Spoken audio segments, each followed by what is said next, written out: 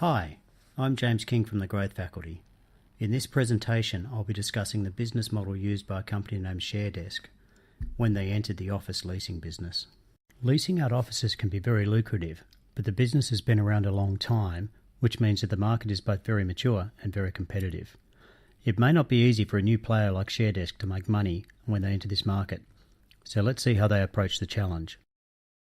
Since the business of leasing offices has been around so long, many people will already be familiar with how the classic business model works.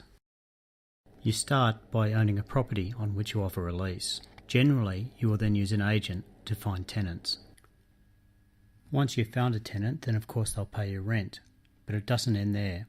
The tenant will expect ongoing repairs and maintenance of the property. So you will have to maintain an ongoing relationship with the tenant. Or commonly, you might hire a property manager to manage your relationship with the tenant and to coordinate the maintenance of the property. Property maintenance turns out to be one of the major costs in this model.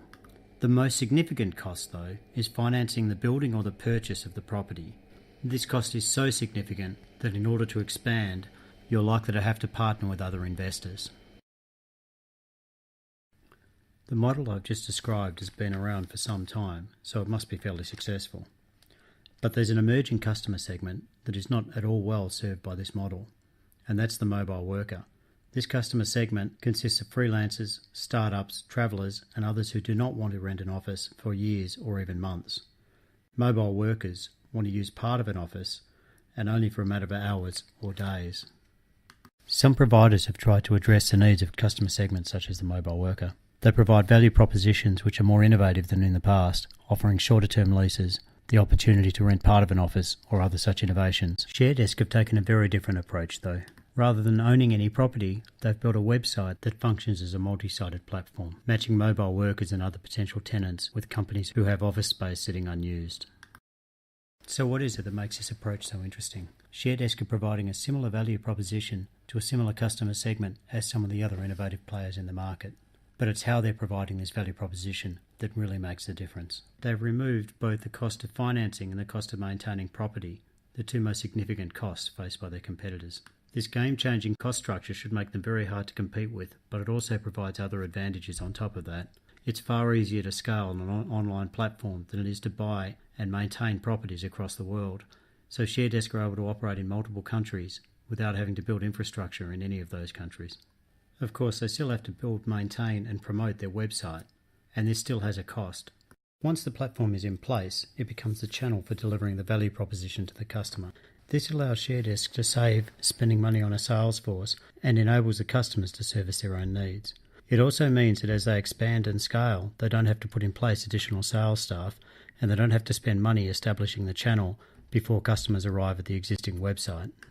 In a similar way, ShareDesk require their customers to service most of their needs using the platform or directly with the office owners, meaning the customer relationship costs are kept to a minimum, and it is once again easier to scale without having to build extra infrastructure. But it's not all plain sailing with the new business model. In this case, the platform only provides a value proposition to the mobile workers if there are a large number of people providing offices for lease. And people aren't going to provide an office to lease unless there's a value proposition in it for them, which we still have to discuss. Another challenge with a platform model like this one is that you have to choose who to charge money to. Do you charge both groups of stakeholders or do you charge only one? In this case, ShareDesk have decided not to charge the tenants any money at all. They're going to charge a commission from the people leasing offices out. For the suppliers of office space, the value proposition is the income that they'll receive leasing out unused office space, which was otherwise going to waste. In return, ShareDesk hope to take 15% as a commission based on the rent that's received. Hopefully, from ShareDesk's point of view, there'll be a lot of office owners involved.